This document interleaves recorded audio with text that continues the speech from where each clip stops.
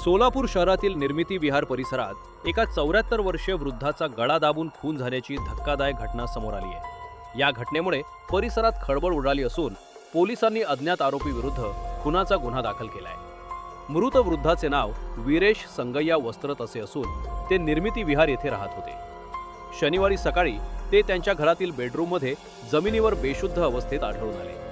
त्यांच्या गळ्यावर संशयास्पद जखमेच्या खुणा दिसून आल्याने शेजाऱ्यांनी तात्काळ पोलिसांना माहिती दिली। घटनास्थळी दाखल झालेल्या विजापूर नाका पोलिसांनी त्यांना उपचारासाठी शासकीय रुग्णालयात दाखल केले, मात्र डॉक्टरांनी तपासणीनंतर त्यांना मृत घोषित केले। सुरुवातीला हा मृत्यू संशयास्पद मानून पोलिसांनी विविध अंगांनी तपास सुरू केला होता। दरम्यान रविवारी प्राप्त झालेल्या शवविच्छेदन अहवालात वीरेश वस्त्रत यांचा मृत्यू गळा दाबल्यामुळे झाल्याचे स्पष्ट झाले। त्यामुळे या प्रकरणाला खुनाचे स्वरूप प्राप्त झाले आहे। मृताची मुलगी अन्नपूर्णा वीरेश वस्त्रत यांनी दिलेल्या फिर्यादीवरून अज्ञात व्यक्तीविरुद्ध गुन्हा दाखल करण्यात आला। पोलीस तपास करत आहेत।